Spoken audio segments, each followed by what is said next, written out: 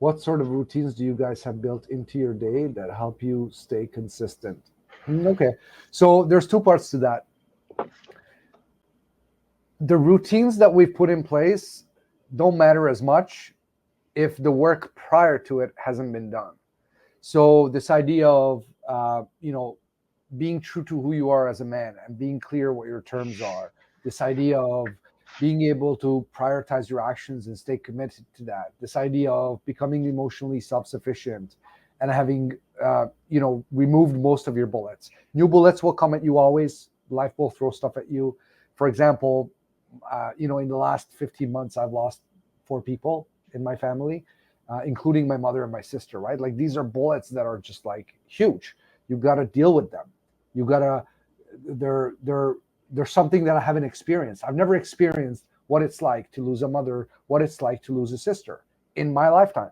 So it doesn't matter what the work I've done is, these new experiences will highlight things about me and will have me learn things about myself that are critical to have me succeed and resolve this stuff, right? So my routine around emotional work is that I set aside a check-in with myself every week, once a week, where I ask myself, do I need any emotional clearing? Has stuff happened this week that I need to deal with, right? But for somebody who's brand new to emotional work, that's not going to work. For somebody who's brand new to emotional work, they're going to get on it on a daily basis. What I do once a week as a courtesy check-in with myself is a daily basis for others or multiple times, right?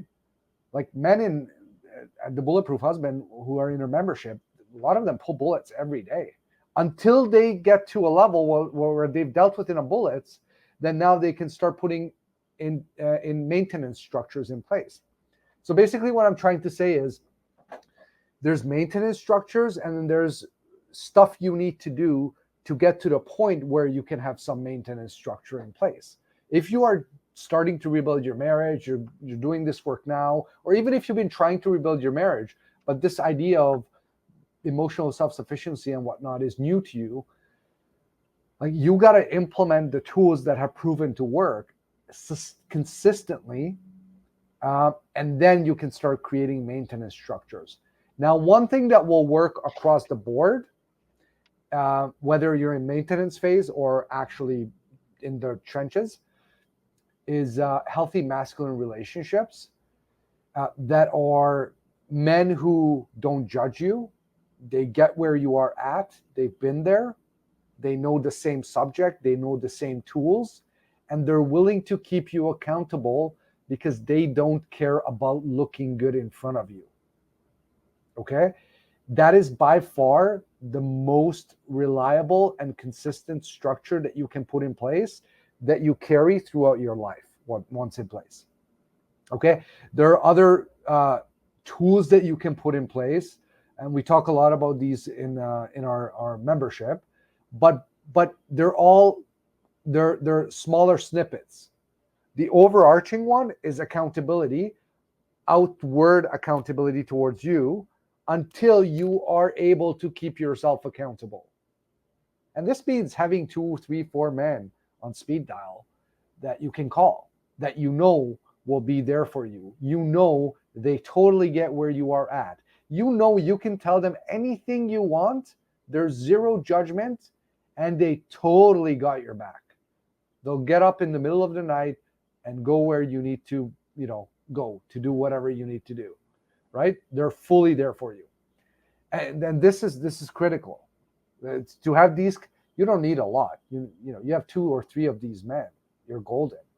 Now we have hundreds of members in our membership, and so most men have dozens of these kind of relationships. But all you need is 2, 3 really. You have 2, 3 men like that, and they're keeping you accountable, and they have your best interest at heart. You're good. That's a solid. And then there's dozens of more accountability structures that we can talk about. But let's take this one away from this question. It's a huge one. Healthy masculine relationships. I don't know, John, you want to add something on, or there's any other that you see?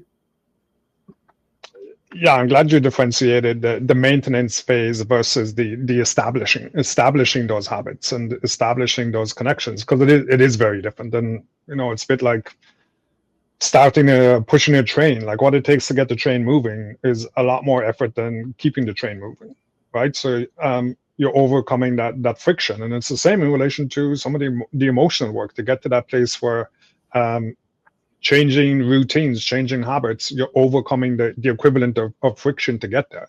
Mhm. But yeah, it's really about stepping in. For me, it's really about stepping into solid, consistent, and reliable, and looking at, hey, what are the things that help me in my day, in my routine, to keep me in that place. And it can look different for people. For some people, it can be, hey, I'm going to go to church every morning, or I'm going to sit and read 30 minutes of the Bible every morning.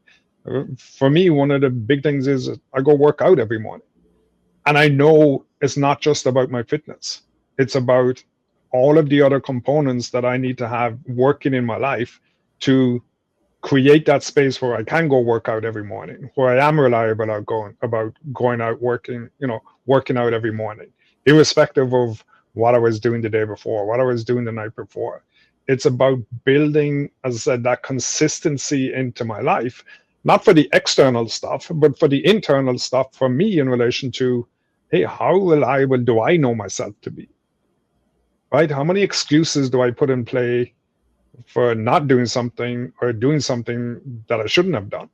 Mhm. Right. So it really is about, as I said, stepping into ownership, stepping into responsibility, living from that place. And yeah, you figure out your routines that help you be at your best as much as possible.